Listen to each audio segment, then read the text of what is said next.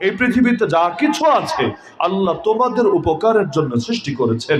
এজন্য মুসলমানের চিন্তা চেতনাটা এমনই হয়, মুসলিম জাতির জাতীয় সঙ্গীতের মধ্যেও এই চিন্তাটা থাকতে হয় যে সে কোনো একটা কাঁটাতারের বেড়ায় সীমাবদ্ধ থাকতে পারে না। যদি পারতো আরবের ইসলাম হয়তো বাংলাদেশে আসতো না। चीन और अरब हमारा, हिंदुस्तान हमारा, मुस्लिम है हम वतन है सारा जहां हमारा, तौहीद की अमानत सीनों में है हमारे, आशा नहीं मिटाना नामो निशा हमारा। সুতরাং আমাদেরকে মাথায় রাখতে হবে আমরা আদিষ্ট শুধুমাত্র এক দেশের সীমিত জায়গায় ইসলাম কায়েমের জন্য না, বরং আমরা আন্তর্জাতিক নবীর আন্তর্জাতিক উম্মত, বিশ্ব নবীর বিশ্ব উম্মত। এবং আমাদের শ্রেষ্ঠত্বের চার কারণ যেটা কোরআনে আছে, কুনতুম খায়রা উম্মাতিন উখরিজাত লিন-নাস, যে আয়াত নিয়মিত শোনেন। এক নম্বর কারণে আল্লাহ বলেছেন তোমাদেরকে বের করা হয়েছে, সৃষ্টি করা হয়েছে লিন-নাস, সমস্ত মানুষের জন্য। সমস্ত মানুষ কি এক রাষ্ট্রে থাকে নাকি? না, সমস্ত মানুষের জন্য, সমস্ত জায়গার জন্য। সুতরাং এই শব্দটা যদি এমনি কমন ব্যবহার হিসাবে আমরা বলে থাকি তাহলে তো ঠিক আছে ইসলামের রাষ্ট্র গঠনে, না হলে এই রাষ্ট্র শব্দের চাইতে এমন কোন শব্দ ব্যবহার করা দরকার যে শব্দটা বললে ব্যাপকতাটা ভালো বুঝে আসে। যেমন আমি স্পষ্ট ফতোয়া বলি, যদি ধরেন আফগানিস্তান স্বাধীন হয়ে গেছে, সিরিয়া স্বাধীন হয়ে গেছে, মনে করেন প্যালেস্টাইন আল্লাহর অনুগ্রহে স্বাধীন হয়ে গেল, এখন ওই এলাকার লোকেরা যদি ভাবে আমাদের দায়িত্ব সম্পূর্ণ হয়ে গেল, অথচ অন্য কোন অঞ্চলে মুসলমান তখনও মার খাচ্ছে, তখনও রক্ত দিচ্ছে, তো তারা যদি ভাবে আমাদের কাজ কমপ্লিট হয়ে গেছে, নিঃসন্দেহে তারা গোমরাহের মধ্যে আছে। কারণ ফতোয়া স্বামী খুললেও দেখবেন এই ফতোয়া লেখা আছে ইমরাতুন সুবিয়াত বিল মাশরিক ওয়াজাবা আলা আহলিল মাগরিবি আন ইউখাল্লিসুহা, পৃথিবীতে পূর্ব প্রান্তে একটা মাত্র নারী যদি কাফেরদের হাতে বন্দী হয়, পশ্চিমে থাকা সব মুসলমানের জন্য তাকে কাফেরদের হাত থেকে মুক্ত করা ফরজ দায়িত্ব হয়ে যায়। যেমন আমেরিকার কারাগারে ডক্টর আফিয়া সিদ্দিকা বন্দী আছে, আমি বাংলাদেশে, তাতে কি? আমার বোনকে আমেরিকার কারাগার থেকে মুক্ত করা আমাদের সকলের কাজে আল্লাহ থেকে অর্পিত দায়িত্ব হিসাবে অর্পিত আছে। পালন করি কি করি না সেটা ভিন্ন আলাদা, কিন্তু এই দায়িত্ব আছে, এটা স্বীকার করতেই হবে। 1 ইঞ্চি জমিন, মুসলমানের 1 ইঞ্চি জমিন যদি কাফেররা দখল করে নেয়, যেমন স্পেন সর্বপ্রথম পতন তো শুরু হলো বলতে গেলে ওখান থেকেই, যখন সেটা কাফেররা দখল করে নিল, এখন তো নীতি সবই নিয়েছে। সর্বশেষ আরাকান, এক সময় যেটা ছিল মুসলমানের রাজ্য, আরাকান রাজ্যই ছিল, আরাকানের রাজা ছিল, মুসলমানের শাসন ছিল, কিন্তু এখন ইতিমধ্যে এটা চলে গেছে আরাকান আর্মির দখলে। আরাকান আর্মি কারা? উগ্র বৌদ্ধ, যেন তো উগ্র বুদ্ধিস্ট। এমনকি যতদিন মিয়ানমারে সরকার ছিল তাও দূরতম হলেও একটা সম্ভাবনা ছিল রোহিঙ্গারা দুদিন আগে বা দুদিন পরে বিদেশের মধ্যস্থতায় হয়তো ফিরে গেলেও যেতে পারে, এখন তাও নেই, শেষ, সম্ভাবনা শেষ। কেন? কারণ সরকারের হাতে পাওয়ার নাই, আবার আর্মির হাতে ওই অঞ্চলের কন্ট্রোল নাই, কন্ট্রোল চলে গেছে যাদের হাতে, ওরা রোহিঙ্গাদের নামও শুনতে পারে না। ওই আর্মি আর কি মারা মেরেছে, এর চাইতে বেশি ওরা মেরেছে। ওরা মনে করে এই মুসলমানরা মূলত বাংলাদেশি, ওরা বাংলাদেশেই থাকবে, ওরা ওদের এলাকায় উড়ে গিয়ে জোরে বসেছে, এগুলোকে থাকতে দিবে না, এগুলোকে ভাগায় দিবে। ইন্ডিয়া যেমন আসামের মুসলমানদেরকে বাংলাদেশে ঠেলে দিতে চায়, যদিও জমি হলো আমাদের, যেমন জকিগঞ্জ যেমন আমাদের, করিমগঞ্জ তো আমাদের, কোনো সন্দেহ ছাড়া, জকিগঞ্জ যেমন আমাদের, করিমগঞ্জ আমাদের, কিন্তু এই ফাজিলগুলো করিমগঞ্জ জায়গা ফিরায় দিবে না, কিন্তু ওদিকের মুসলমানগুলোর ঠিকই বাংলাদেশে বইলা চালায় দিবে। জোর যার মূল্য তার আজীব এক তামাশা। এভাবে ঠেলতে ঠেলতে একসময় উল্টাও হয়ে যেতে পারে, যেমন রাজাকার বলে দমিয়ে দিতে চেয়েছিল, রাজাকার গালিতেই উল্টা পতনের কারণ হয়ে গেল। অনেক সময় এমন হয় যেই জিনিস দিয়ে মানুষ গর্ত করে ওই গর্তে আরেকজন পড়ে না, অন্যরে ফেলার জন্য গর্ত খুলে সেই গর্তে গিয়ে নিজেই পড়ে। তেজন রাষ্ট্রবাদ দিয়ে ইসলামের ভূমি, ইসলামী অঞ্চল, ইসলামী এরিয়া ইত্যাদি ভিন্ন কোনো শব্দ বললে ভালো, কারণ রাষ্ট্র শব্দের মধ্যেই ভৌগোলিক জাতীয়তাবাদের একটা কনসেপ্ট লুকায় আছে, এটা আমি মিন করি বা না করি অটো চলে আসে, এজন্য মাথায় বসান। হ্যাঁ, নিজের এলাকা থেকে শুরু করে সেটা ভিন্ন আলাপ, কারণ আমি তো আর চাইলেই সারা দুনিয়া একসঙ্গে কাজ করতে পারবো না, ওই অ্যাবিলিটি নাই, ওই সক্ষমতা আমাদের নাই। তো শুরু করলাম নয়তো আমার ঘর থেকেই, শুরু করলাম আমার গ্রাম থেকে, সেটা ভিন্ন ভিন্ন আলাম। তো মনে রাখতে হবে, দায়িত্ব শুধু এই কাঁটাতারের বেড়ার মধ্যে সীমাবদ্ধ না, বরং যতদিন পর্যন্ত মসজিদ আকসা স্বাধীন না হবে, যতদিন পর্যন্ত বাবরি মসজিদ পুনরায় প্রতিষ্ঠিত না হবে, যতদিন পর্যন্ত স্পেনও এবং আরো যত ভূমি মুসলমানদের হাতছাড়া হয়েছে ফিরে না আসবে, এমনকি যে 800 বছর এই হিন্দুস্তানের বুকে ইসলামী শাসন ছিল, পুনরায় সেখানে আল্লাহর শাসন কায়েম না করা যাবে, ততদিন পর্যন্ত ফরজ দায়িত্ব জাতিগতভাবে আমাদের কাঁধে অর্পিত থাকবেই থাকবে। তাহলে দৌড় কিন্তু অনেক দূরে, আগে ক্লান্ত হওয়ার দরকার নাই, দৌড় অনেক দূরে। 100 মাইল দৌড়াতে নেমেছি, 2 মাইল গিয়ে শেষ করেন না। 2 মাইল গিয়ে একটা কাজ আছে, একটা জিনিস নেবেন, পকেটে নেন, সেটা ভিন্ন আলাপ, কিন্তু আপনার রাস্তা অনেক দূরে, মঞ্জিল আবি বহু দূর হ্যায়। সুতরাং মাথার মধ্যে এটা বসান। দ্বিতীয় হলো, আল্লাহ রসুলকে আল্লাহ পাঠিয়েছেন কি খালি মক্কা মদিনায় ইসলাম কায়েম করতে, না সারা দুনিয়া কায়েম করতে? ওমা আরসালনাকা ইল্লা রাহমাতাল লিল আলামিন, ইল্লা রাহমাতাল লিমাক্কা, ইল্লা রাহমাতাল লিল মাদিনা, ইল্লা রাহমাতাল লিত তায়েফ, ইল্লা রাহমাতাল লিল আরাবিয়াতি সাউদিয়া, এগুলো বলেন নাই, ইল্লা রাহমাতাল লিল আলামিন, লিল ইনসানো না, লিল আলামিন, তামাম মাখলুকাতের জন্য, তামাম জাহানের জন্য আপনাকে রহমত বানিয়ে পাঠিয়েছি। রহমতের নবীর আদর্শ তো রহমতের আদর্শ, তো সেই রহমতের আদর্শ কায়েম করতে হবে তামাম জাহানে, গোটা জমিনে, তবেই আল্লাহ রসুলের মিশন সফল হবে। হ্যাঁ, শুরু করেছেন মক্কা মদিনা দিয়ে, তো তিনি বলেছেন শীঘ্রই আমার উম্মতের রাজত্ব এত দূর পৌঁছে যাবে, শহর বা গ্রামের একটা কাঁচা বা পাকা ঘরও বাকি থাকবে না যেখানে আমার আল্লাহ ইসলামকে নিয়ে ঢুকাবে না। পৌঁছানোর মালিক আমরা না, পৌঁছানোর মালিক আল্লাহ। কোনো কিছুর মালিকই আমরা না, আমরা জাস্ট ওসিলা, আমরা জাস্ট মাধ্যম। আমার বাচ্চারে কি আমি খাওয়াই নাকি? আমার বাচ্চারেও তিনি খাওয়ান, আমারও যিনি খাওয়ান। মাঝখান দিয়ে বাহ্যিক ওসিলা হয়েছি, এজন্য সওয়াব পেয়ে গিয়েছি। আল্লাহর রাস্তায় দান করলে যেমন সওয়াব হয়, নিজের বউ বাচ্চারে খাওয়ালেও সদকার সওয়াব হয়। আল্লাহকে রাজি খুশি করার জন্য ওসিলা হতে পেরেই কামিয়াব। তা আল্লাহর দিন তো আল্লাহই চিন্তা করবে, আমি কি আর আপনি কি? আল্লাহর দিনকে আমার আপনার মুখাপেক্ষী। আল্লাহ ফেরাউনকে কিভাবে শায়েস্তা করলেন, নমরুদকে কাকে দিয়ে ধ্বংস করলেন, আবরাহাকে কিভাবে নাস্তানাবুদ করলেন, আল্লাহ বদরের ময়দানে কিভাবে বিজয় এনে দিলেন। তো যা করেন আল্লাহই করেন, মাঝখানে বান্দা এই যে একটু ওসিলা হতে পারে, এইটাই বান্দার কামিয়াবি। না হলে দামি হবে কিভাবে? ইসলামের জন্য যার অবদান যত বেশি, আল্লাহর কাছে তার মর্যাদা তত বেশি। অবদান রাখার সুযোগই যদি না থাকে, কিয়ামতের দিন দাম বাড়বে কি দিয়ে? মানুষ তো ফেরাউনও ছিল, নমরুদও ছিল, দামি তো হতে পারে নাই, আমি আপনি দামি হব কিভাবে? দ্বীনের জন্য যার অবদান যত বেশি, আল্লাহর কাছে তার দাম তত বেশি। এবার আসি, আল্লাহ নবী ইসলাম যে বিজয়ী করলেন কিভাবে? এক নম্বরে আল্লাহ রসুল সাল্লাল্লাহু আলাইহি ওয়াসাল্লাম তার মিশনকে সর্বদা প্রকাশিত রেখেছেন, গোপন রাখেননি। মক্কার বুকে মাইর খেয়েছেন, কিন্তু তখনও তিনি জানিয়েছেন তিনি ইসলামের বিজয় চান। তিনি বলেছেন, আমার ডান হাতে যদি আকাশে সূর্য এনে দাও, বাম হাতে চাঁদ এনে রাখো, তাও লাভ নাই। আমি ততদিন পর্যন্ত থামবো না যতদিন না আল্লাহর জমিনে আল্লাহ তার দিনকে করবেন জিন্দা, অথবা আমি মুহাম্মদ হব মুর্দা। হয়তো আমি মুর্দা হব, না হলে ইসলামকে জিন্দা করেই ছাড়বো, কিন্তু আমি জিন্দা থাকবো, ইসলাম মুর্দা থাকবে, এটা কিছুতেই হতে দেব না। এতে যত লোভ দেখাও, যা কিছুর অফার দাও, কোনো কিছু দিয়ে আমাকে থামাতে পারবা না। তো মক্কায় নবীর কি আছে? রাষ্ট্র ক্ষমতাও নাই, বাহিনীও নাই, আল্লাহ নবী সাল্লাল্লাহু আলাইহি ওয়াসাল্লামের তো বেশি অনুসারীও তৈরি হয়নি, তারপরও তিনি তার মিশনকে গোপন রাখেন নাই। আমরা আজকাল আমাদের হালত হয়েছে, আমরা ভাবি ইসলামটার এক পাশে রেখে আমাদেরকে আগাতে হবে, ইসলাম নিয়ে এই দেশে বেশি দূর আগানো যাবে না। লোকে দেখেন না এখন চ্যালেঞ্জও মারে, কে মেরেছে, কই মেরেছে, কিভাবে মেরেছে, বাদই দিলাম।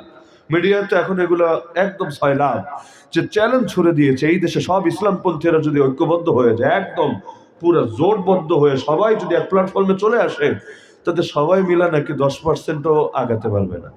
সবাই মিলা জনগণের 10% ভোট, 10% সমর্থন নাকি পাবে না। চ্যালেঞ্জ দিয়ে বলছে, চ্যালেঞ্জ। তো আমাদের হালত হলো এমন যে মনোবল এত দুর্বল হওয়া হয়েছে, আমরাও ধরে নিয়েছি না, আল্লাহ মনে আমাদেরকে বিজয়ী করতে পারবে না। বিজয়ী হতে চাইলে ওরে চাটতে হবে, ওরে চাটতে হবে, এই করতে হবে, সেই করতে হবে, অথচ এটা মাথায় বসাই না। আল্লাহর দিন কখনো বান্দার মুখাপেক্ষী না। আর আল্লাহ রসুলকে ভোটাভুটি করে ক্ষমতা এসেছিলেন, যদি তিনি ভোটাভুটি করে মক্কায় ক্ষমতায় আসতে চাইতেন, কিয়ামত হয়ে যেত, ক্ষমতা আর আসা লাগতো না। মাজলুম তার অধিকার চায়, জালেম যদি দিয়ে দেয় তো ভালো, দিয়ে দিল, যদি না দেয় প্রয়োজনীয় অধিকার ছিনিয়ে নিতে হয়।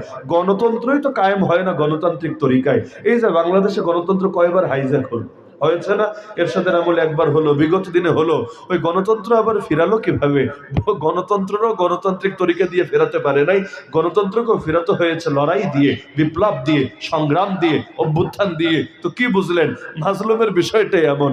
মাজলুমের কথা শোনে কে? মানুষের হালত তো এমন, জোর যার মুল্লুক তার, শক্তের ভক্ত নরমের জম। পাওয়ার আছে যেদিকে, লোকও ছুটতে থাকে সেদিকে। তো মাজলুমের কথা শোনে কে? পাত্তা দেয় কে? এজন্য মাজলুমের রসুল হলো, বেটা শুনলে শোন, না শুনলে না শোন। কাজ হলো পৌঁছায় দেওয়া, কাজ হলো বুঝায় দেওয়া, কাজ হলো দাওয়াত দেওয়া। এরপর যদি সোজা আঙ্গুলে ঘি না ওঠে, আঙ্গুল প্রয়োজনে বাঁকা করা। আল্লাহ রসুল তো কম বুঝেন নাই, আবু জাহেলের দুয়ারে কম গিয়েছেন, কাজ হয়নি। কিন্তু বদরের ময়দানে এসে আবু জাহেল হুঙ্কার দিচ্ছে, আজকের পর এই পৃথিবীতে আর আল্লাহর ইবাদত হবে না। বাহ, শক্ত। আজকের পর এই পৃথিবীতে লা ইউবাদুল্লাহু বাদা হাযাল ইয়াউমি আবাদা। মানুষের পতন যখন ঘনিয়ে আসে, তার অবস্থা এমনই হয়ে থাকে। আল্লাহর কি কুদরত! আল্লাহর ইবাদত আজও হচ্ছে, ১৫০০ বছর পরও হচ্ছে, কিন্তু ওই দিনটার পরে আবু জাহালের নাম নেওয়ার একটা লোকও কেউ থাকছে না।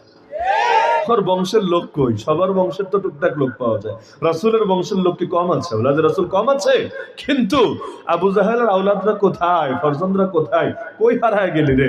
ইন্না শানিআকা হুয়াল আবতার। হে নবী, যারা আপনার দুশমন, ওদের ল্যাজ কাটা হবে, অর্থাৎ ওদের বংশ যাবে নির্বংশ হয়ে। তাহলে মিশনকে স্পষ্ট রাখতে হবে। আমরা ইসলাম চাই, কোনো সন্দেহ নাই। বাতিল যদি বাতিল কথা বলতে ভয় না পায়, আমরা হক হয়ে হকের কথা বলতে কেন ভয় পাবো? হিন্দুত্ববাদীরা বলছে তারা রামরাজ্য চায়, সেকুলাররা বলছে সেকুলার স্টেট চায়, নাস্তিক বলছে নাস্তিকের কথা, কাদিয়ানি কাদিয়ানির কথা, আরে উগ্র ইহুদিবাদীরা, জায়নিস্টরা জায়নবাদের কথা, খ্রিস্টানরা তাদের ক্রুসেডের কথা, সবাই সবার কথা বলে যাচ্ছে। খালি আমরা আল্লাহর জমিনে দাঁড়িয়ে আল্লাহ আমাদের হায়াতের মালিক, মৌতের মালিক এ কথা বিশ্বাস রেখে আল্লাহর কথা বলতে ভয় পাচ্ছি। কি আজীব তামাশা! আমরা ভাবছি শিয়ালের মতো বাঁচলে হায়াত বেড়ে যাবে, সিংহের মতো বাঁচলে হায়াত কমে যাবে, অথচ আমরা ভুলে গিয়েছি জন্ম হয়েছে পরে, মৃত্যু কবে হবে সেই ফয়সালা লেখা হয়েছে আগে। কপালে যা আছে তাই হবে। কোন বুলেটের গায়ে যদি আমার নাম লেখা না থাকে, গোটা পশ্চিমা জোট ঐক্যবদ্ধ হয়ে যদি আমারে মারতে আসে, পারবে না, পারবে না। ওরা সবাই মিলে পারবে না আমারে মারতে, কারণ আমার মৌত ওদের কারো হাতে নাই, আমার মৌত রব্বুল আলামিনের হাতে। খালিদ বিন ওয়ালিদকে কে মারতে পেরেছিল? সুলতান সালাহুদ্দিন আইয়ুবীকে কে হত্যা করতে পেরেছিল? সারা জীবন কাটালো যুদ্ধের ময়দানে। আপনি তো যুদ্ধ নাম শুনলেও তলা ভেজায় দেন অবস্থা, অথচ সারা জীবন কাটালো যুদ্ধের ময়দানে। কই, কেউ তো পারলো না মারতে, অবশেষে মৃত্যু হলো বিছানাতে। আর কত মানুষ এমন জীবনে ঘর থেকেও বের হতে চায় না আন্দোলনে, যদি তারে মেরে ফেলে অবশেষে ঘরে ঢুকেই তারে মারে, কিচ্ছু তার করার থাকে না। তো হায়াতের মালিক আল্লাহ, মৌতের মালিক আল্লাহ। এই আন্দোলনে কত মানুষ এমন পুরো টাইম আন্দোলনে অ্যাক্টিভ থেকেছে, মরে নাই, এখনো জিন্দা আছে। আর কত মানুষ এমন জীবনে নামে নাই, একদিনে দোকানে যাওয়ার জন্য একটু বের হয়েছিল, বারান্দায় একটু দেখতে এসেছিল, আল্লাহর কি কুদরত, বেচারা সেখানে ডেড হয়ে গেল।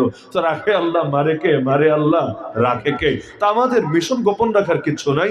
আমরা ইসলাম চাই, এ কথা বলতে আমাদের কোনো লজ্জা নেই। আমরা মসজিদে ইসলাম চাই, মাদ্রাসায় ইসলাম চাই, মাহফিলে ইসলাম চাই, খানকায় ইসলাম চাই, মার্কাজে ইসলাম চাই, দাওয়াতে ইসলাম চাই, আত্মশুদ্ধিতে ইসলাম চাই, রাজনীতিতে ইসলাম চাই, অর্থনীতিতে ইসলাম চাই, বিচারাচারে ইসলাম চাই, কোর্ট কাছারিতে ইসলাম চাই, পার্লামেন্টে ইসলাম চাই, সভ্যতায় ইসলাম চাই, সংস্কৃতিতে ইসলাম চাই, বিনোদনে ইসলাম চাই, প্রতিটা সেক্টরে সেক্টরে ইসলাম চাই। কারণ আমরা বিশ্বাস করি ইসলাম মানে আলো, আর অনিসলাম মানে অন্ধকার। তো যদি অন্ধকার দূর করতে চাই, উপায় একটাই, আলো জ্বালাতে হবে। আলো যদি নিভে যায়, অন্ধকার আপনা আপনি চলে আসবে। সুতরাং যদি চাই সাম্যের সমাজ গড়তে, দুর্নীতিমুক্ত সমাজ গড়তে, শান্তির সমাজ গড়তে, আল্লাহর দ্বীনের কোনো বিকল্প হতেই পারে না। হ্যাঁ, পাপী আমি হতে পারি, আপনি হতে পারেন, আমরা 10 জন হতে পারি, 20 জন হতে পারি, কিন্তু আল্লাহর দ্বীনের মধ্যে কোনো কলঙ্ক কোনোদিন ছিল না, কোনোদিন থাকবে না, কোনোদিন হতেও পারে না।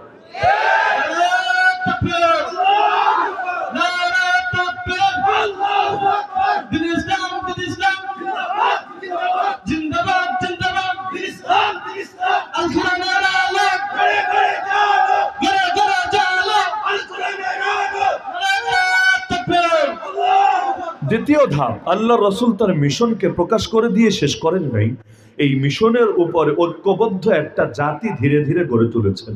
একদিনই হয় নাই, সংখ্যাটা খুব কম ছিল, খুবই কম। আজকের এই মাহফিলে যত লোক আছেন, নবীজি মক্কায় যে 13 বছর দাওয়াত দিলেন, লোক কিন্তু এর চাইতে বেশি ছিল না। 13 বছরের দাওয়াতের বরকত, সংখ্যায় খুবই কম, কিন্তু যেই কয়জন ছিল প্রত্যেকে এক একটা আগুন, সংখ্যায় কম। যেমন আমেরিকান বাহিনী, ন্যাটো বাহিনী সংখ্যায় কত বেশি, অপরদিকে আফগানি যোদ্ধা সংখ্যায় কয়জন? কিন্তু আল্লাহর কি কুদরত, 19 বছরে আমেরিকা তার সর্বশক্তি নিয়ে লাগলো। এই আমেরিকা দুনিয়ার সবচেয়ে সুপার পাওয়ার, কিন্তু যুদ্ধে কোথাও জিততে পারে না। না ভিয়েতনামে গিয়ে, না আফগানে এসে, মানে যেখানে যায় অবশেষে তার জাঙ্গাও নিয়ে ফিরতে পারে না, ওইটাও খুঁজে রেখে আসতে হয়। কি আজিব এক তামাশা! ওইগুলো দেখে দেখে তো এখন সবাই ভয় পায়।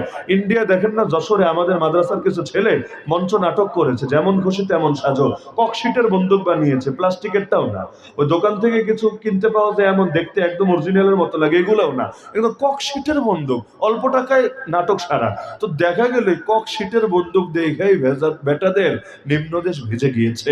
তো এমন পরিমাণ এটা নিয়ে হাউকাউ করেছে, এমনকি শুধু এরা না, পশ্চিমা বিশ্বের মিডিয়া পর্যন্ত গরম হয়ে গেছে। একবার চিন্তা করেন, জাস্ট দুই পাশে দুইটা ককশিটের বন্দুক দেখাই যদি এত এই করুণ অবস্থা হয়, আসলটা দেখলে কি হতো একবার চিন্তা করেন।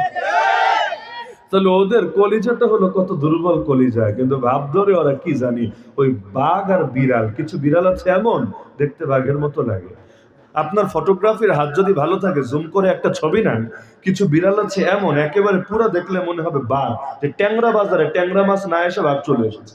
হঠাৎ এমন মনে হবে কি রে এইটা কি, পরবর্তীতে আপনি ফেসবুকে দিবেন, দেখবেন ভাইরাল, কি রে বাঘ এসেছে ট্যাংরা বাজারে, আরে কঠিন এক ব্যাপার। তো পরবর্তীতে একটু জুম আউট করলে বা ছবিটারে ওইটারে ঘাটাঘাটি করলে বের হবে এটা তো আসলে রয়্যাল বেঙ্গল টাইগার না, রয়্যাল ম্যাও টাইগার। এরকম অবস্থা। তো এদের হালও তেমন, যতক্ষণ চুপচাপ থাকে দেখলে মনে হয় এটা হালুম, তো যেই মাত্র মুখ খুলে দেখা যায় মুখ দিয়ে আর হালুম বের হয় না, ম্যাও ম্যাও বের হয়, তখন বোঝা যায় যে আর আসলে কোন জাতি। তো দুনিয়ায় বাতিলরা এমনই, উপর দিয়া ফিটফাট, ভিতর দিয়া সদরঘাট। আর আল্লাহর দুশমনদের হৃদয়ের মধ্যে সাহস আসবে কোত্থেকে? আমাদের সাথে তো আল্লাহ আছে, ওদের সাথে কে আছে? বলবেন শয়তান আছে। শয়তান পারে আল্লাহর সাথে? আরে শয়তান পারে আল্লাহর সাথে? যদি পারতো বদরের ময়দানে কুফুরেরই বিজয় হতো, কারণ ওদের তো সবই ছিল। পারলো না কেন?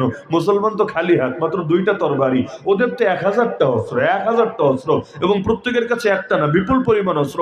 কি নাই ওদের? তো 2 তরবারি দিয়ে 1000 তরবারির মোকাবেলা হয় কিভাবে? তা আবার 70টা মরেছে, 70টা বন্দী হয়েছে। আরে এটা পসিবল কিভাবে?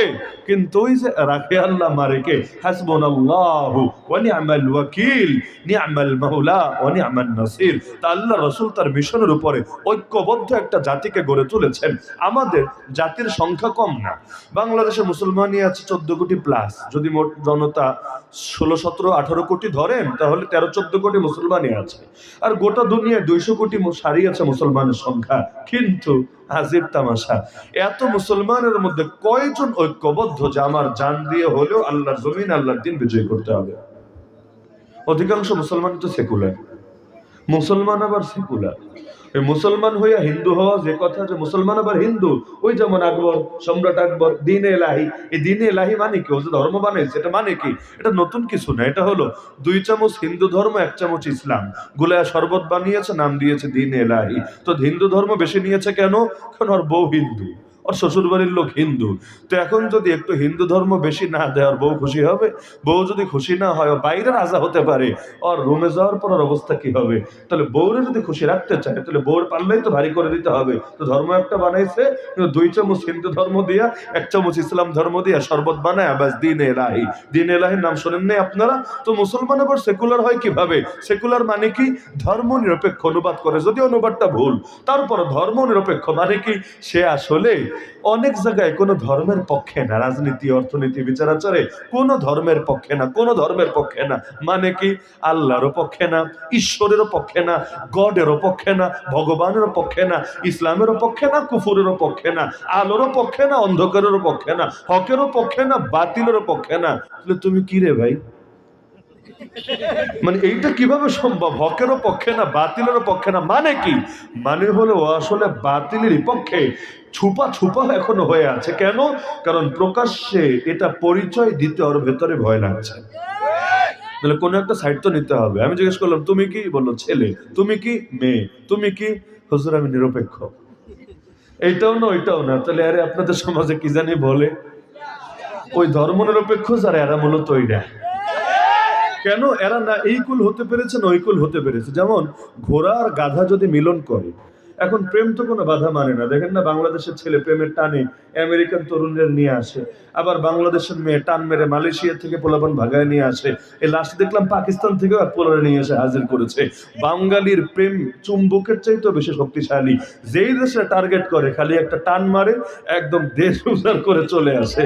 তাও এই প্রেম ভার্চুয়াল প্রেম, মানে একদম দেখাই দেয় নাই, খালি মেসেঞ্জার, ইমো, হোয়াটসঅ্যাপে ইত্যাদির মধ্যে সীমাবদ্ধ আছে।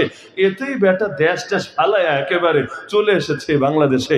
কি এক আজীব অবস্থা। তাহলে দেখা যাচ্ছে যে প্রেম তো বাধা টাধা মানে না। তখন ঘোড়া গাধার প্রেমে পড়ে গেছে, এখন স্বামী হলো ঘোড়া, বউ হলো গাধা। এখন প্রেম তো আবার বিছানায় না গেলে পূর্ণতা পায় না। এখন বেচারাও শারীরিক সম্পর্ক করে ফেলেছে, ফিজিক্যাল করার পর ওদের সংসার আলোকিত করে একটা বাচ্চা জন্ম হয়েছে। ওই বাচ্চাটা না ঘোড়া হয় না গাধা হয়। জানেন কিনা এটা আমি জানি না, আর কেউ না জানলে মাদ্রাসার ছাত্ররা জানে। এটা ঘোড়াও হয় না, এটা গাধাও হয় না, এটা তৃতীয় একটা প্রজাতি হয়। এটার নাম কি? খচ্চর। মাশাআল্লাহ, এটার নাম খচ্চর। খাচ্চর বললেন না, খাচ্চর হলো গালি, ওটা ভিন্ন শব্দ। খচ্চর এটা আলাদা একটা প্রাণী, যেটা গাধার চাইতে একটু উঁচা সাইজ, তবে ঘোড়ার চাইতে একটু নিচা সাইজ, ওই মাঝামাঝি আছে আর কি। আরবিতে বলে বাগলুন, বাংলায় বলে খচ্চর। তো এদের অবস্থা হলো এইরকম, এদের ইসলাম আর কুফুর মিলায়া এই খচ্চর ভার্সনে পরিণত হয়েছে। তো নাম দিয়েছে নিরপেক্ষ, আসলে এরা খচ্চর পক্ষ। তাহলে হক আর বাতিলের মধ্যে কখনো নিরপেক্ষ হয় না, কখনো না। নিরপেক্ষ শব্দ একটা ভণ্ডামি শব্দ ছাড়া কিছু না। হয়তো আল্লাহর পক্ষে, না হলে ইবলিসের পক্ষে, হয়তো আলোর পক্ষে, না হলে অন্ধকারের পক্ষে, হয়তো হকের পক্ষে, না হলে বাতিলের পক্ষে, হয়তো জালেমের পক্ষে, না হলে মাজলুমের পক্ষে, হয়তো জনগণের পক্ষে, না হলে স্বৈরাচারের পক্ষে। এই পক্ষেও নয়, পক্ষেও না যদি বলো, তাহলে তুমি আসলে ওদেরই পক্ষে। এটা বুঝতে কি ঝামেলা হচ্ছে? তাহলে আমাদের অধিকাংশের জীবনের মিশনই তো স্পষ্ট না। আমাদের তো মিশনই নেই, লক্ষ্যহীন জীবন, চলছি আর চলছি। নৌকা কোথায় গিয়ে থামবে আমার খবরই নাই। কিন্তু এভাবে এই জীবন কোনো মানুষের জীবন হতে পারে না, এগুলো সফল জীবন জিন্দগিতে হতে পারে না। তা আল্লাহ রসুলের সদস্য কম ছিল, তো যেই কয়জন ছিল আমাদের মতো হুজুগে সমর্থক ছিল না, বরঞ্চ তারা প্রশিক্ষিত কর্মী ছিল। আমাদের জনসমর্থন বাংলাদেশে সবচাইতে বেশি। আমাদের মানে ব্যক্তি আমির কথা বলছি না, আমাদের ইসলামপন্থীদের, যারা ইসলামের প্রতিনিধিত্ব করে, তাদের জনসমর্থন এই সোনার বাংলা, রূপার বাংলা, হীরার বাংলা সবচাইতে বেশি। এত বেশি সমর্থন দ্বিতীয় কারণ না নাস্তিকদের, না বামদের, দ্বিতীয় কারণ নয়। আপনার বিশ্বাস হলে আপনি নিজে জরিপ করেন না, আপনি নিজে ঘাটাঘাটি করেন। এত বেশি জনসমর্থন দ্বিতীয় কারণ নাই। তাহলে আগাতে পারি না কেন? কাদিয়ানিতে তো মুসলিম ঘোষণা করতে পারলাম, সব বাদ দেন, বেশ্যাখানাই তো তালা লাগাতে পারলাম না স্বাধীনতা 53 বছর পরে। সুদমুক্ত অর্থনীতি বানাতে পারলাম না, পারলাম কি? কিছুই তো পারি না, কিছুই তো পারছে না। কেন? ঝামেলা কোথায়? এমনকি আলেম ওলামাদের উপর থেকে মামলা আজও প্রত্যাহার করা হলো না। সরকার গিয়েছে, নতুন সরকারেরও 5 মাস পার হয়ে গেছে, খুব মহব্বত, হুজুরদের ডেকে ডেকে নিয়ে মিটিং করে, সবই ঠিক আছে, একটা মামলাও তুলতে রাজি না। কেন? হাতে রাখার জন্যে। কারণ মামলা আছে, চাপে আছে, যে কোনো সময় চার্জশিটও দেয় নাই, চার্জশিটও দেয় না। সেই 13 সালের মামলা এখনো চার্জশিট দেয় না। কেন? কারণ এগুলো রেখেছে ওই পছন্দ মতো চার্জশিট বানায়া যে কোনো সময় দিয়া রায় দিয়া দিতে ঢুকায় দিতে পারে। ঠিক মতো কথা শুনবে হুজুররা, না হলে যে কোনো সময় পছন্দ মতো অভিযোগপত্র জমা দিয়া চার্জ গঠন করে শুনানি করে ওই যে ঢুকাবো, আর কিন্তু বের করব না। এভাবেই চলছে। এভাবে আর কত? মূল ঝামেলা কোথায়? মূল ঝামেলা হলো জনসমর্থন তো বহুত আছে, কিন্তু জনশক্তিতে পরিণত করতে পারি নাই আজও। জনসমর্থন ভিন্ন জিনিস, জনশক্তি ভিন্ন জিনিস। জনশক্তি নাই আমাদের। আমাদের জনসমর্থন হলো কচু পাতার পানির মতো, এই আছে তো এই নাই, সুদিনে আছে তো দুর্দিনে নাই। বিশ্বাস না হলে 2021 সালের পরের অবস্থাটা দেখেন, এমনি লোকের অভাব নাই।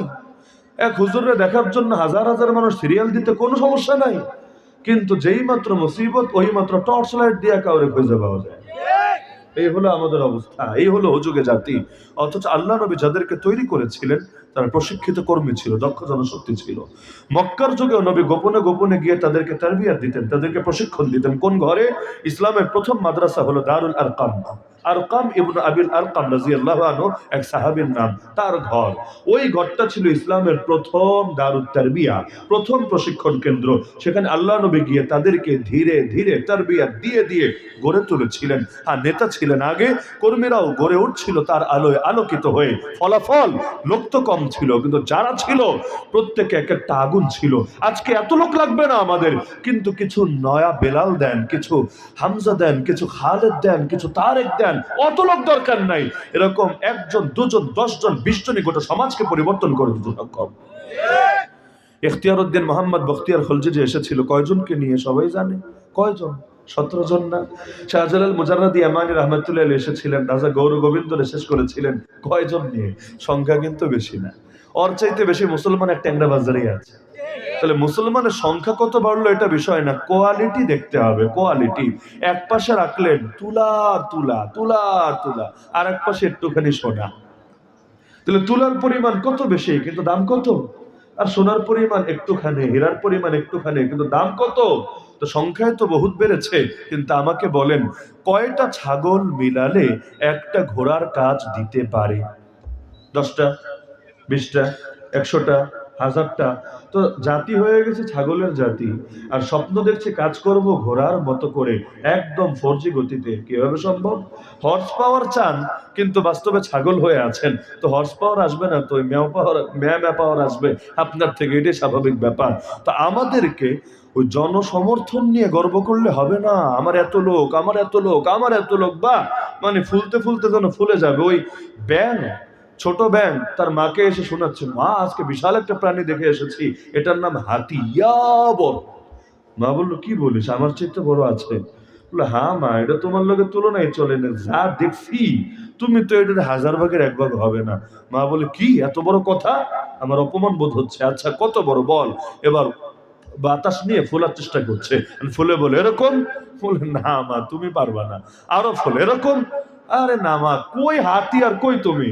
ও তো আর হাতে দেখে না, ওর মতো ভাবছেন। ফুলতে ফুলতে কোনোটা হয় না, আরো মেজাজ গরম হয়ে যাচ্ছে। লাস্টে ফুলতে ফুলতে এত ফোলা ফুটেছে, আস্তে করে ফেটে গেছে।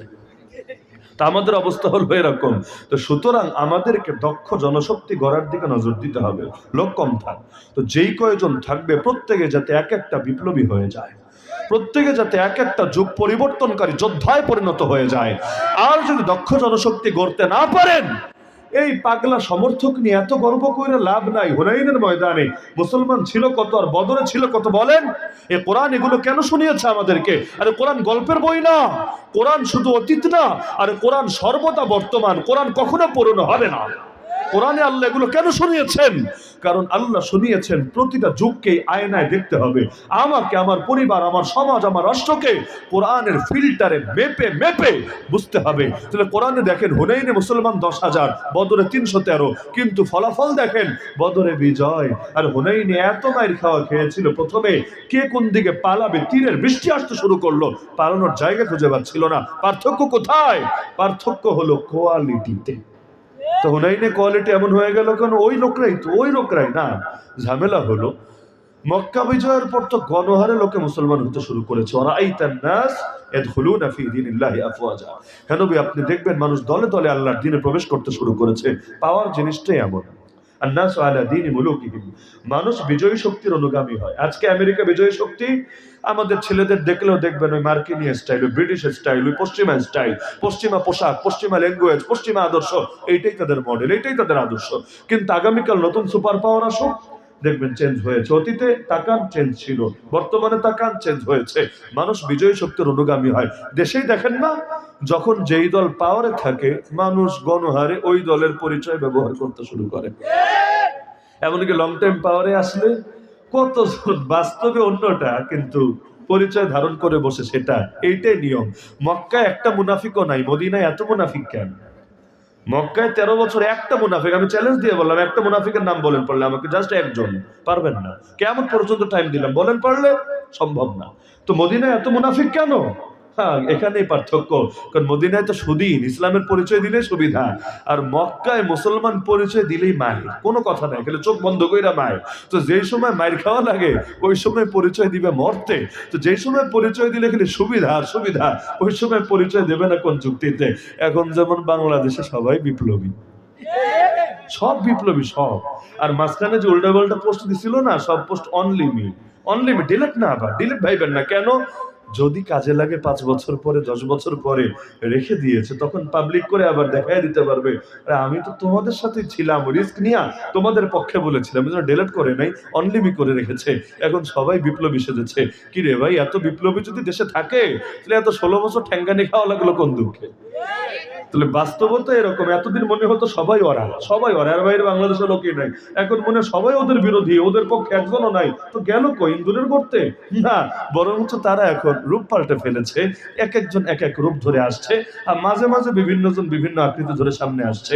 তো রাজনৈতিক বয়ান দেওয়া আমার উদ্দেশ্য না, কিন্তু বাস্তবতা বোঝাচ্ছি যে মক্কা বিজয়ের পর মুসলমান গণহারে বাড়লো। হুনাইনে যারা গেল, বড় একটা অংশ নও মুসলিম, যারা সমর্থক তো বটে, তবে প্রশিক্ষিত কর্মী হয় নাই এখনো। ফলাফল, এরা যখন ছুটতে শুরু করলো, 10 জন দৌড় দিলে বাকি 2 জন এমনি দৌড়ায়। বাস্তব নাকি অবাস্তব?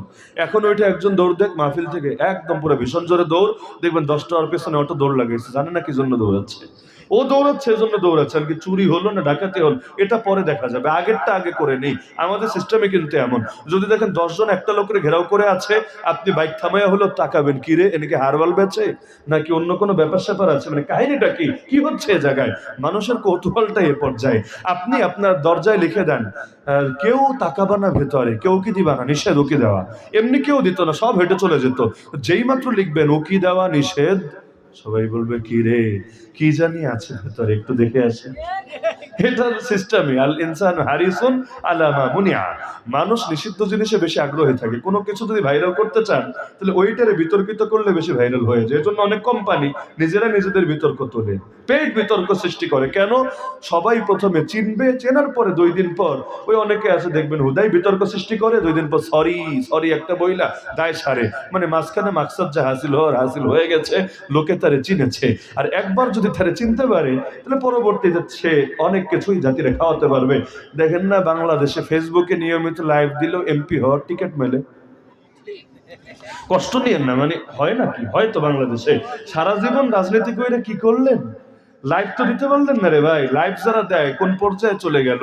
যারা নিয়মিত নাটক সিনেমায় ভালো অবস্থান করেছে, খেলাধুলায় ভালো অবস্থান করেছে, রাজনীতির না বুঝলো 1 লাখ এমপি হয়ে গেছে। আপনি কি হইলেন? আপনি তো একটা চেয়ারম্যান হইতে পারলেন না। কি করলেন সারা জীবনে? তো যুগটাই এমন যুগ, যে যত ভাইরাল সে তত বড় আকাবির। হার লাইনে যে যত ভাইরাল, প্রত্যেকে তার ভিউয়ার সমান বড়। এখন যদি এমন এক হুজুর থাকে, যেই হুজুর সবচাইতে বড় আলেম, কিন্তু কেউ তারে চেনে না, তার ভিউ নাই। আর আরেকজন পুরাই ফালতু কমেডিয়ান, কিন্তু আর ভিউ ভালো। দেখবেন ওই ভিউওয়ালারাই সবে আল্লামা, শেখুল হাদিস, ফুলান ইত্যাদি ডিগ্রি লাগায় শেষ করে ছাড়বে। এজন্য মাহফিলওয়ালারাও আজকাল বেয়াদবি করে। ওই ভাইরাল বক্তার নাম দিয়ে দিবে উপরে, শেখুল হাদিস বড় হুজুরের নাম দিবে নিচে। কি হয় নাকি হয় না? এটা যদি বেয়াদবি না হয়, বেয়াদবি কারে বলে? তো এখন দক্ষ জনশক্তি আমাদের করতে হবে। এ জায়গায় আমরা দুর্বল, স্বীকার করেন তো? এ জায়গায় আমরা দুর্বল ভাই। বিপ্লব ঘটানো যতটা না জটিল, বিপ্লব রক্ষা করা তার চাইতে 1000 গুণ বেশি জটিল। এটা শুধু আমি জুলাই আন্দোলন নিয়ে বলছি না, আমি সার্বিক মূল্যায়ন বলছি। বাংলাদেশে গণ আন্দোলন একবার হয়নি, বহুবার হয়েছে, বহুবার। কিন্তু আমি যদি বলি যেই কয়বার আন্দোলন হয়েছে, প্রায় প্রতিবারই হাইজ্যাক হয়ে গেছে, আমাকে মিথ্যাবাদী প্রমাণ করতে পারবেন না। কেন? আন্দোলন ঘটানো যতটা কঠিন, আন্দোলন রক্ষা করা তার চাইতে কোটি গুণ বেশি কঠিন। অনেক সময় গায়েবী ভাবে পরিস্থিতি এমন হয়ে যায়, খুব সহজেই গোল দিয়ে দেওয়া যায়, কিন্তু ময়দানে টিকে থাকতে চাইলে ভেতরে যোগ্যতা অর্জন করতে হয়। আমরা নিজেরা কতটুকু যোগ্যতা অর্জন করতে পেরেছি আপনি ফিকির করেন। এই বাংলাদেশের প্রতিটা সেক্টর, পুরো দুনিয়া রাখেন পরিচালনার মতো, নীতি নৈতিকতা জ্ঞান গরিমার প্রতিটা সেক্টরের যোগ্যতা আমাদের কতটুকু এসেছে নিজেরাই মূল্যায়ন করেন। যদি না হয়, তাহলে মনে করেন বিপ্লব হয়ে গেল, বিপ্লব রক্ষাটা কিভাবে করবে? সুতরাং গড়ে ওঠেন, গড়ে তোলেন। আমরা যদি না জাগি মা, কেমনে সকাল হবে? তোমার ছেলে জাগলে গো মা, রাত পোহাবে, তবে জাগতে হবে। কিছু মানুষকে তো অন্তত জাগতে হবে। আরে কেউই যদি বেলাল হতে না চায়, কার রক্তের উপর ইসলামের ভিত্তি দাঁড়াবে?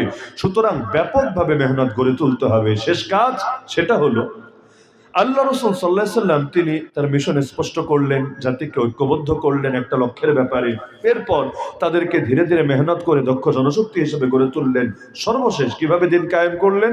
আলহামদুলিল্লাহ, সর্বপ্রথম ইসলাম কায়েম হলো মদিনায়। কোনো যুদ্ধ লাগে নাই, কোনো রক্তপাত লাগে নাই, অতি সহজে হয়ে গেল। কিভাবে?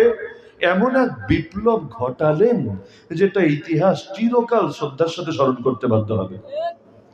মক্কা থেকে যারা হিজরত করলো, মদিনায় যারা থাকলো আনসার হিসাবে, আল্লাহ তাআলা এমন একটা গায়েবী ব্যাপার ঘটিয়ে দিলেন যে নবী হিজরত করার কিছুকাল আগে ওদের মধ্যে একটা সিভিল ওয়ার হলো। গৃহযুদ্ধ হয়ে উভয় পার্টি, মানে যুদ্ধ হলে তো 2 পক্ষ থাকবে, 2 পক্ষের প্রধান নেতারা শেষ। প্রথম সারিও শেষ, দ্বিতীয় সারিও শেষ। তৃতীয় সারির কিছু বাকি আছে, কিন্তু এগুলোর নৈতিক অবস্থা বেশি একটা ভালো না, মানুষ খুব একটা আস্থা পায় না। যাদের মধ্যে মুনাফিক সর্দার আব্দুল্লাহ বিন উবাই ইবনে সালুল আছে, এরা হলো নেতা হওয়ার লিস্টে সবার চাইতে এগিয়ে। এরা আছে নেতৃত্বের সংকটে। আল্লাহর কি কুদরত, মদিনাবাসী আছে নেতৃত্বের সংকটে, এই দলও ওই দলও। এমন টাইমে নবী গিয়া হিজরত করলেন। হিজরত করার আগে আল্লাহ নবী মুসাব বিন ওমর রাদিয়াল্লাহু আনহু এবং আকাবার প্রান্তরে ওই হজের সময় গিয়ে আকাবা নামক একটা জায়গা, সেখানে গিয়ে রাতের অন্ধকারে মদিনার কিছু সাহাবী নবীর কাছ থেকে প্রশিক্ষণ নিয়েছেন দ্বীনের দাওয়াতে। এই প্রশিক্ষণ নিয়ে এসে তারা মদিনায় দাওয়াত দিতে শুরু করেছেন। নবী কিন্তু জীবনে এর আগে একবারও দাওয়াত নিয়ে মদিনায় যান না, একবারও না। তয়েফে গিয়েছেন, কিন্তু মদিনায় দাওয়াত নিয়ে একবারও যান না। কিন্তু তার প্রতিনিধিরা এমন দাওয়াত দেওয়া দিয়েছে, এমন দাওয়াত দেওয়া দিয়েছে, এমন দাওয়াত দেওয়া দিয়েছে, এমন একটা ঘরও বাকি ছিল না যেই ঘরে আমার নবীর কোনো না কোনো অনুসারী তৈরি হয়ে যায় নাই। নীরব বিপ্লব। একদিকে গণদাওয়াত, এবং যারা দাওয়াত যারা পেত তারা সবাই বুঝতো লা ইলাহা ইল্লাল্লাহ মানে খালি আল্লাহর জন্য নামাজ পড়া না, লা ইলাহা ইল্লাল্লাহ মানে জীবনের সব ক্ষেত্রে একজনের বিধানকে মান্য করা, তাকেই চূড়ান্ত আনুগত্যের চূড়ান্ত স্তরে তাকে রাখা। কেন? লা ইলাহা ইল্লাল্লাহ মানে কি ইবাদতের উপযুক্ত দ্বিতীয় কেউ নাই, আনুগত্যের উপযুক্ত দ্বিতীয় কেউ নাই, আর কোনো মাবুদ নাই, আর কোনো খোদা নাই, আর কোনো রব নাই। মসজিদে আসলেও তারে মানি, মাদ্রাসায় ঢুকলেও তারে মানি, রাজনীতি আইন কানুন বিচার আচার প্রতিটা ক্ষেত্রে তারে মানি। যেখানে তারটা মানবো না কারটা মানবো, তারটা বাদ দিয়ে যারটা মানি এটাই শিরিক হবে। তারটা বাদ দিয়ে নফসেরটা মানলেও শিরিক, শয়তানেরটা মানলেও শিরিক, নিজের বিবেক থেকে বের হলে ওইটাও শিরিক, 10 জন মিলে বানায় দিলে এইটাও শিরিক। কারণ তার মোকাবেলায় আমি কারে প্রাধান্য দিচ্ছি, কিসের ভিত্তিতে দিচ্ছি? আর তার মোকাবেলায় যদি অন্যের আদর্শকে প্রাধান্য দেই, আল্লাহু আকবার থাকে কই? আল্লাহু আকবার মানে আল্লাহ বড়, আমি তো আল্লাহরে বড় রাখলাম না, আমি তো আল্লাহকে বড় রাখলাম না। মসজিদে আল্লাহর বড়ত্ব রাখলাম, কোর্টে তো আল্লাহর বড়ত্ব রাখলাম না। আজকে বাংলাদেশের কোর্টে গিয়ে আপনি একটা কোরআন তুলে দেন বিচারকের হাতে, সম্মানিত বিচারক আমাকে কোরআন দিয়ে বিচার করে দেন, দিবে না? বিচার করে কি দিবে তো মনে হয়, তাই না? বিচার তো করে দিবে না, আদালত অবমাননার মামলা খাবে না। আর কপাল ভালো হলে জঙ্গি মামলা নিয়ে আমাদের সঙ্গে কাশিমপুরে গিয়ে পিকনিক করবেন, যদি কপাল ভালো হয় আর কি। আর কপাল যদি অত ভালো নাও হয়, অন্তত আদালত অবমাননার অভিযোগে তো অভিযুক্ত হবেনি। আপনার অপরাধ কি? কোরআন দিয়ে বিচার চেয়েছেন। সংবিধানে লিখে রেখেছে সকল ক্ষমতার মালিক জনগণ, আচ্ছা, কিন্তু এইটা লিখতে পারলো না কোরআন সুন্নাহর বিপক্ষে কোনো আইন এই দেশে চলবে না। ওইটা লিখতে না পারলেও জনগণই নাকি ক্ষমতার মালিক। এজন্যই তো জনগণ তার ক্ষমতার কাজে লাগিয়ে, এই জনগণ মানে আমি আপনি না, এই জনগণ মানে শুধু তারা, আমাদের তো জনগণই মনে করে না। এজন্য সকালবেলা কষ্ট করে গিয়ে ভোট দেওয়া লাগে না, তাহাজ্জুদেরটাই না আমাদের পক্ষ থেকেই তারা আমল সাইরা দেয়, আলহামদুলিল্লাহ। এরকম বিনামূল্যের একরামুল মুসলিমিন পাবেন নাকি দুনিয়াতে? এগুলো কোটি টাকা দিয়েও পাওয়া যায় না। মহাব্বত কাকে বলে? আমারটা তো দেয়, আমার মরা দাদারটাও দিয়ে দেয়। এমনকি দিলের মধ্যে আফসোস হয়, দাদা আসলে তো আসলে এখন দেখা দেওয়া যাইতা, কতদিন ধরে দেখি না তোমারে, কিন্তু আইসা তোমারে সিলটা মাইরে আবার ঢুকতে হলো কবরে। কিন্তু দেখা যায় তাদের কি পাওয়ার, মাশাআল্লাহ, আমাদের দাদা নানাদেরকেও কবর থেকে বের করে নিয়ে আসে। তাহলে মহব্বত কারে বলে? এমনকি দেখেন না, সংসদ অধিবেশনও শুরু করে কোরআন তেলাওয়াত দিয়ে, আহা কত খাঁটি কোরআন প্রেমিক, একেবারে আরবি কোরআন বাংলা অনুবাদ সব শোনে। এরপর আবার বাইবেল গীতা ত্রিপিটক এগুলোও রাখে, কারণ ওই যে বলেছি ভগবান ঈশ্বর গড সবাই নিয়ে চলতে হবে। এরপর কি? সেই কোরআনের বিপক্ষে আইন চলবে। শুরু করলো কোরআন দিয়ে, একটু পর আইন করবে কোরআনের বিপক্ষে। পতিতালয় খুলে রেখেছে কোন কোরআনের আইন দিয়ে, মদের বারের লাইসেন্স দিয়েছে কোন কোরআনের আইন দিয়ে, সুদভিত্তিক অর্থনীতি পরিচালনা করে কোন কোরআনের আইন দিয়ে, এই যে নারী পুরুষের সমানাধিকারের নামে যা করছে কোন কোরআনের আইন দিয়ে, ট্রান্সজেন্ডারবাদকেও বৈধতা দিতে চেয়েছে, শরীফগুলারে দইরা শরীফা বানায় দিবে, স্কুলে পোলারে ভর্তি করে দিয়ে আসবেন, 2 দিন পরে নাকি মাইয়া আসবে, বাহ, এইগুলোরও বৈধতা দিতে চেয়েছে, আইনে বৈধতা কোন কোরআন দিয়ে। এই যে প্রতিটা সেক্টরে সেক্টরে যে ফাইজলামি করছে, নাস্তিকতাও নাকি অধিকার, নবীরা গালি দেওয়াও নাকি অধিকার, বাহ, এইগুলোরও চালাতে চেয়েছে বাক স্বাধীনতা, নিজের মত প্রকাশের স্বাধীনতা বলে কোন কোরআনের আইন দিয়ে। তো কি লাভ হলো তোমার কোরআন পড়ে? তুমি তো কোরআন পড়ো নাই, কোরআনকে ব্যবহার করে জাতিকে ধোঁকা দিয়েছো। সারা বছর নামাজ পড়ে না, নির্বাচন আসলে বাহ মসজিদ থেকে বাইরে হতে চায় না, মাজারেও যায়, মসজিদেও যায়, হুজুরের থেকে দোয়াও নেয়, মাহফিলে এসে ওয়াজও শোনে। এই যে গত নির্বাচনের আগে যে হারে ওয়াজ শুনেছে আমার পাশে বসে, আমার বয়ান হজম করা তো একটু জটিল, যে দলের লোকই হোক, বিশ্বাস হয় না? যে দলের লোকই হোক, মানে আমার বয়ান যে হজম করতে পারে, ওর হজম শক্তি ভালো, মাশাআল্লাহ। ওর রুচির ট্যাবলেট খাওয়ার দরকার নেই, ওর পেট মাশাআল্লাহ ভালো আছে, স্বাভাবিক ব্যাপার। কিন্তু আমি অবাক হয়েছি, এরকম বড় বড় নেতারা, যাদের অনেকে পরে এমপিও হয়েছে, এই যে গত নির্বাচনের কথা আমি বলছি, তখন তো আমি জেল খাটা, মানে এমনি তো আগের কষ্ট তো আছেই, আবার জেল থেকে নতুন কষ্ট নিয়ে এসেছে, মানে আগুনের উপরে আগুন যোগ হয়েছে। এখন দুই পাশে বসে হায় রে মনোযোগ, পুরো টাইম বসে বয়ান শুনেছে। কেন? দোয়ার আগে 5টা মিনিট একটু মাইক নিয়ে কথা বলবে আর কি। হুজুরের জন্য রাজনৈতিক বয়ান নিষিদ্ধ, মাহফিলে রাজনৈতিক আলোচনা এলাও না। তবে তিনি দাঁড়িয়ে যখন ভোট চাইবেন, সেটা রাজনৈতিক আলাপ হবে না, সেটা হবে একদম খাঁটি ধর্মীয় আলাপ, কোরআনের তফসির, হাদিসের ব্যাখ্যা। কেন? কারণ এটা মাহফিলে তো রাজনৈতিক কথা চলে না, খালি ভোটটা চাওয়া যায়। তবে হুজুর চাইলে পাপ হবে, আর খেজুর চাইলে সব হবে। এই হলো বাংলাদেশের রং তামাশার অবস্থা। তো যাই হোক, আল্লাহ হেফাজত করুন। তা আল্লাহ রাসূল সাল্লাল্লাহু আলাইহি ওয়াসাল্লাম যেই ধাপে করলেন, লাস্ট গিয়ে যেটা হলো, এক নীরব বিপ্লব ঘটলো, নীরব বিপ্লব। আগ থেকেই শক্তির জানান দেওয়াটা মুখ্য বিষয় না, তো যথাসময়ে জ্বলে উঠতে পারে, এইটাই হলো মুখ্য বিষয়। জেনারেটর সারাদিন চলে, কারেন্ট গেলে আর চলে না। এইরকম হলে কি লাভ? যে সময় না চললেও চলবে, ওই সময় চলিস না, যখন দরকার তখন আর পাওয়া যায় না। আমাদের অনেকের হালত এমন, সবসময় মোবাইলে কল ঢোকে, যেই টাইমে আপনার প্রয়োজন লাগে দিলেই খালি বিজি আর বিজি আর বিজি। বিশেষ করে বউরা যদি দেখে, স্বামীদের ক্ষেত্রে এমন হয়, এমনি পাওয়া যায় কিন্তু প্রয়োজনের সময় দিলেই বিজি, আবার 10 মিনিট পর দিলে আবার বিজি, আবার দিলে আবার বিজি। আপনার কপাল গেছে, আজকে বাসায় গিয়ে দেখেন আপনার যে কি অবস্থা তার করে ছাড়বে। দুনিয়ার সিস্টেমটাই এমন। তা আল্লাহ রাসূল সাল্লাল্লাহু আলাইহি ওয়াসাল্লাম যেটা করলেন, অনুসারী কম ছিল, সময় মতো জেগে উঠলো। একদিকে নেতৃত্বের সংকট, নবী গিয়ে ঢুকলেন, সবাই বলল এক দফা এক দাবি, নবীকেই শুধু নেতা মানি।